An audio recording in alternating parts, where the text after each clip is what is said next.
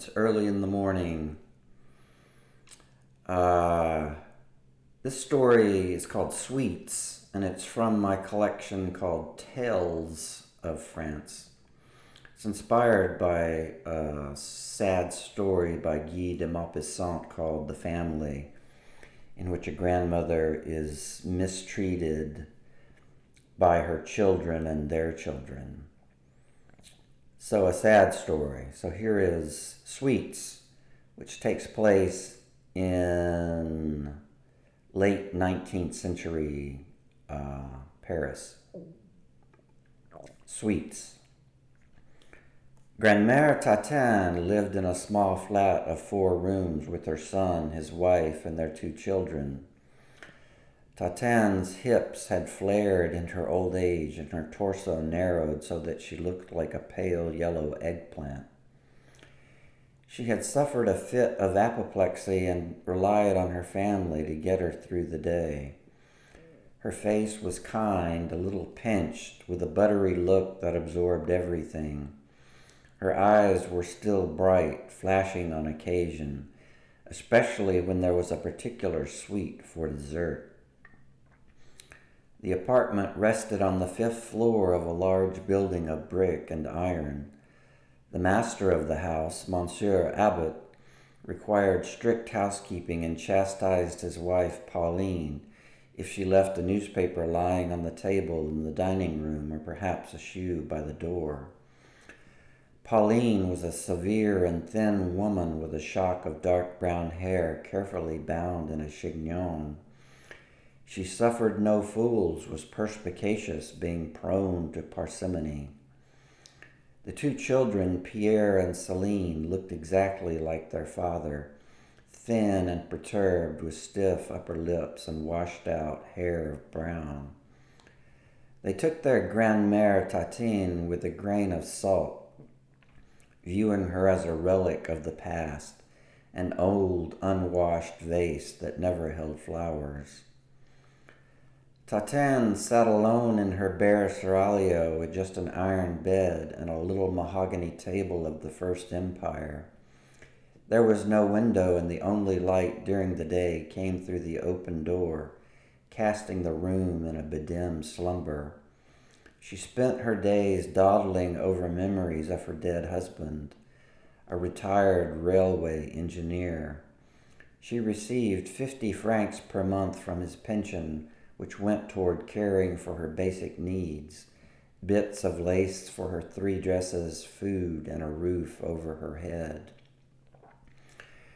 What she missed most was her garden, where had grown the finest lilacs and chrysanthemums.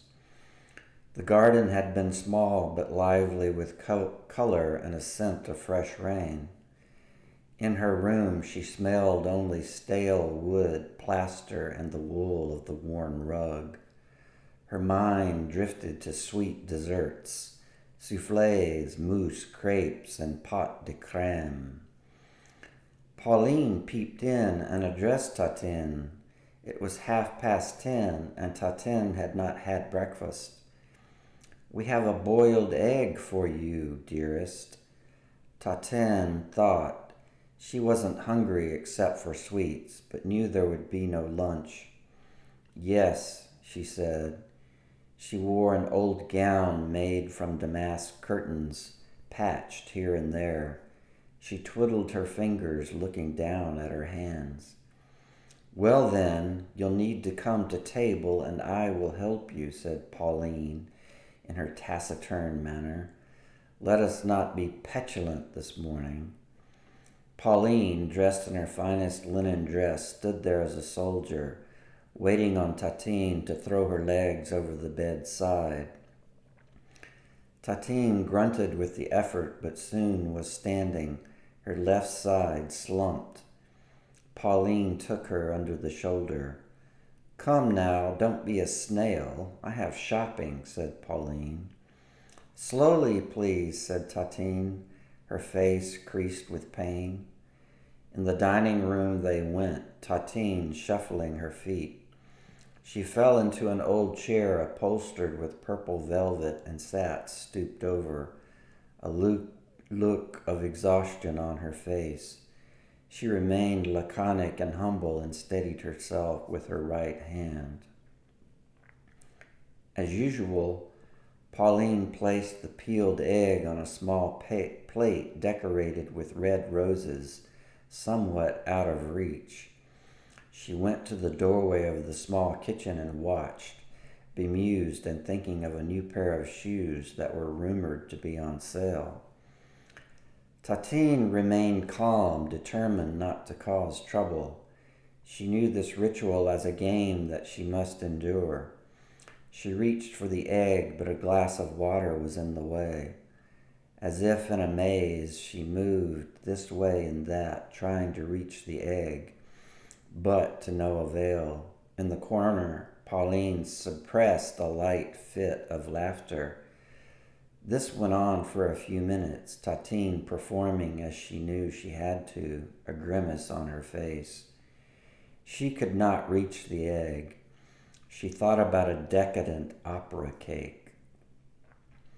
Pauline, in her supercilious manner and without a word, moved the egg closer. Tatin said thank you and once again began the painful ritual. This time she touched the slick egg. She withdrew and then moved the glass of water, spilling some on the cheap tablecloth. "I'm sorry," she said in a slight breath. "Oh, do eat your egg and stop your peddling," said Pauline, turning to look out the window, a smile on her face. Tatin, a foot from the table, leaned forward as far as she dared, and her fingertips graced the egg, but it tumbled from the plate and rolled beyond it. She felt moribund, and at moments like these wished only for death. "Oh dear," said Pauline, "I have to do everything. Here is your egg, and don't make a mess." "Thank you," said Tatin. She held the egg like a squirming kitten and brought it shakily to her mouth, which was dry, and bit into the yielding flesh of the white. She had 8 teeth left, and soft foods were all that she could take. What she liked best were sweet things, but they were only served with dinner. She craved sugar more than life itself and would eat an entire rhubarb pie could she have it. She felt like a scapegrace living thus at the whims of her son's family. Pauline grew impatient. "Dear, I must leave you with your egg and hurry off, but you will be fine. You have your water." And with that she was out the door with her large purse embroidered with colored silk. Tatin finished her egg, choking on the yellow. The hard chair hurt her bottom and she shifted her weight. Her left side felt like a cannon barrel wanting to drag her onto the floor. She took a sip of water and resigned herself to the long wait before someone could safely ensconce her in her bed. Pauline, ever foppish, stepped from the carriage at the corner of Rue des Marchands and Rue Chanticleer. The La Chance des Dames, a new kind of store selling all things dear to a woman, rose 3 floors and spanned 300 feet. The store had started with drapery but had expanded slowly, adding ready-made dresses, hats, shoes, and material of every kind at prices that were driving the small business owners into bankruptcy.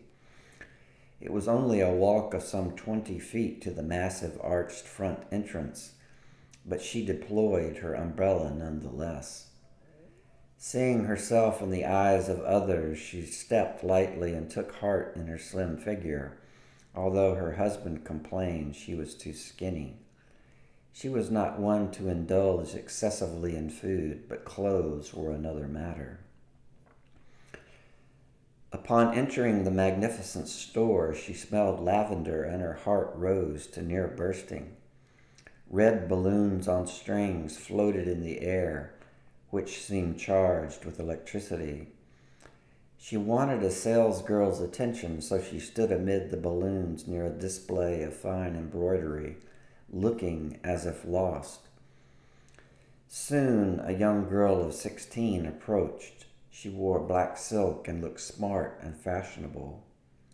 "Madam would require some assistance," said the girl named Simonette. "Yes, dear. I am eager to see about some shoes that are on sale." "Madam will be pleased, as many are on sale," said Simonette. She led the way. Pauline, dumb with excitement, looked about to see if anyone had recognized her. Tatin needed the toilet desperately. She knew it would be hours before Pauline returned. She placed her good right hand on the table, and the tablecloth slipped. Like a tree in a terrific storm, she pushed up and stood shakily. She thought of her late husband. He had been so nice to her, bringing her sugared almonds, her favorite snack. She stood and wondered at that. For a moment she imagined she could walk, but her left side collapsed, and down she went to the hardwood floor, her good hand grabbing air. Tatin lay there on her bruised side, a calm washing over her. She remembered her old cat, Petrarch, who had lived to be 22. Looking sideways across the floor, she examined the table legs and saw beneath a settee fluffy wads of dust and hair. She had always kept her house immaculate, sweeping from morning till night. Remembering the toilet, she went to her stomach and tried to drag herself that way, but it was useless. She had best wait and sighed and wept. After buying a smart pair of pink slippers made of kid leather with a small heel for 10 francs, which she had boxed and sent to the basement for delivery, for that was part of the joy, having things delivered for free, Pauline made her way to the store's reading room where were served refreshments. She stood in a long line to have a cup of tea and a biscuit. While there, she saw an old friend and chatted her up, proclaiming the La Chance des Dames to be the grandest. Her friend told her of a fabulous sale on children's coats that interested Pauline little, but still she would have to look. They talked about their husbands as if they were brigands, bemoaning wages and a lack of honorable grit to advance one's position. Why, Pauline's old man had worked at the same job as a cartwright since their wedding. He had made some small progress, but was still a little man in the big scheme of things. To make ends meet required Tatin's 50 francs per month, combined with scrimping and scratching. With their tea and lemon biscuits, the two ladies retired to a long table covered with the latest magazines. One could spend an entire day inside the sprawling store. Monsieur Abbot arrived home at 4:30. His muscles ached from lifting carriage wheels and wielding a heavy hammer. Wearing a leather vest over his work shirt of cambric, it vexed him to find his mother sprawled on the floor, half hidden beneath the dining table. "Mon Dieu," he said, rushing to her aid. He called for Pauline, but there was no answer. "I hate to be such trouble," said Tatin, embarrassed that her son would find a small puddle where she lay. Bits of sticky had collected in the corners of her mouth. She then maundered about her childhood, how clever her father had been with building bicycles. "We must get you in bed, dear mother," said Abbot. "You must help." He noticed his heavy boot in some sort of wetness. It took some struggle, Monsieur Abbot straining his back, but soon he had Tatin back in bed, still wearing her wet clothes. She was too ashamed to ask him for a dry dress. She thanked her son, praising him for his munificence. Just then the children arrived, storming into the apartment, hungry and restless after a day at school. Tatin heard them fighting over a slice of butter cake and wished that she too could share in it. Just then, Pauline arrived. Tatin heard her son telling the story of finding her on the floor. Pauline was unimpressed, she gathered, and Tatin worried about being a burden on the family. She knew from experience that dinner would not be served until 8, and she told her stomach to stop its incessant growling. No one bothered to see about her. Tatin listened to pots banging and smelled the telltale roast with potatoes au gratin. In her mind, she imagined that perhaps there would be a pie, a custard would be best, and she waited to be helped to the table. On cue, her son entered the small room saying that dinner was served. He called for Pauline to assist, apologizing when it took some minutes for her to arrive. "Dear God, what's that smell?" said Pauline. Tatin's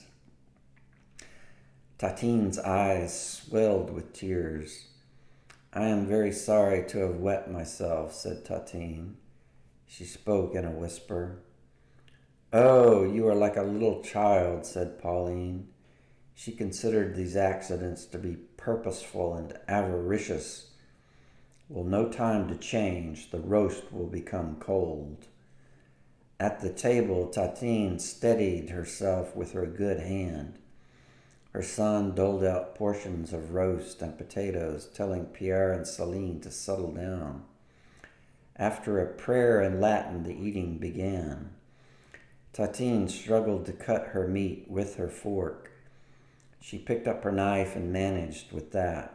She only wanted a sweet thing, though, and looked to the sideboard for a dish and saw the porcelain crock glazed with purple violets that she had given the family. Her mouth watered. She knew it was a pudding of some sort, as she put tiny bits of roast into her mouth and chewed with difficulty. There was the usual talk of politics and school. Pauline provided a detailed depiction of her day, painting a rosy scene of the magnificent La Chance des Dames. Her husband wanted to know how much she had spent, but Pauline ignored him, saying that she had watched her friend Madame Bouve spend 125 francs on lace. Madame Bouve's husband was a real go-getter, just having been promoted at the postal office. She glanced at her husband to see if the remark had registered. Tatin waited patiently, eating as little as possible and drawing a reprimand from Pauline. "Dear Grandmere, there is pudding, but perhaps you have not the appetite for it, judging from your plate. Is the roast not good enough for you?" Tatin battered her eyes. No, it's just sweets I crave. The meat is hard to swallow. My throat has become narrow." Her voice quavered, damaged from her apoplexy. Monsieur Abbot put his hand on Pauline's and gave her a severe look. "Yes, mother, we shall have pudding." Pudding, said Pierre and Céline. And then it was time for dessert. Pauline cleared the plates with the help of Céline and brought her special crystal plates from the sideboard. They too had been a gift from Tatin. Pauline took it upon herself to serve the pudding, giving Tatin half of what she gave the children. Tatin's eyes brightened, but she no longer had a fork or spoon. She wanted to eat it with her fingers, the pudding being stiff, but refrained, looking puzzled. "Pierre, you may feed Grandmere. She will only make a mess of it," said Pauline. Monsieur Abbot frowned. Poor Tatin. So pusillanimous, bowed her head and licked her lips. Perhaps God was punishing her for some forgotten sin. She supposed this was her lot in life and gazed at the pudding, which had bananas in it, one of her favorites. She could taste it. Like a silly boy, Pierre reached with a spoon and brought a mouthful of the pudding to within inches of Tatin's face. Laughing, he raised and lowered the spoon. Tatin moved her head in rhythm with the spoon. "Oh, does Grandmere want some pudding?" he said. Celine laughed as well, stuffing her thin face with pudding. Monsieur Abbot looked at his wife as if to ask her a question, but she, too, was laughing. Pierre brought the spoon to Tatin's lips, and she extended them, her tongue reaching. Pierre withdrew the spoon and ate it himself, smiling like a jackass. Pauline found this uproarious and had to cover her mouth with a tattered blue napkin. "Child, enough with the mischief," said Monsieur Abbot. "You know how Grandmere loves sweets. Stop your foolishness." Under the table he kicked a leg, thinking it his wife's. Pierre did not seem to hear and began once again the game of teasing poor Tatin. Her neck craned, her tongue darted, her lips trembled, wanting the sweetness. "Pierre," said his father. "Oh, do be quiet. It's entertaining, is it not?" said Pauline. Monsieur Abbot flushed red, giving way to his wife's cruel whim. Pierre, laughing still, moved the spoon back and forth in front of Tatin's mouth, just out of her reach. "Oh, poor Grandmere," he said. Celine laughed so hard that she spilled her milk. Tatin watched the spoon, but soon quit her efforts, and tears wet her eyes. Without sweets, what was the use of living? The end. Poor Grandmere Tatin, teased by her grandson with sweets which she so dearly wants. Yes, well, if you would, hit the join button to join the channel, and like and comment if you would. Have a great one.